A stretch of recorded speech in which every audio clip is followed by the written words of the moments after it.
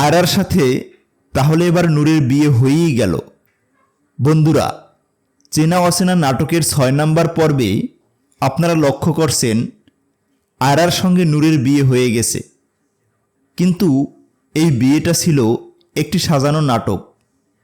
বন্ধুরা, কি হতে যাচ্ছে চেনা অচেনা নাটকের ৭ নম্বর পর্বে সব জানিয়ে দেব আজকের এই ভিডিওতে। এই ভিডিওটি ১ সেকেন্ডও মিস করবেন না। আয়রার সঙ্গে নূরের বিয়ে হওয়ার পরই স্যামের মন অনেক খারাপ, কারণ স্যাম এসেছিল আয়রাকে বিয়ে করার জন্য। এদিকে আয়রার দাদি আয়শা আরেকটি পরীক্ষা নেয়, যেখানে আয়রা এবং নূর মুখোমুখি হয়ে বসে থাকবে, কিন্তু কেউ চোখের পলক ফেলতে পারবে না। কিন্তু এই পরীক্ষাতে নূর ফেল করে ফেলে। আয়রা সূক্ষ্ম অভিনয় করতে পারলেও অভিনয়ের বাইরে সে খুবই সিরিয়াস।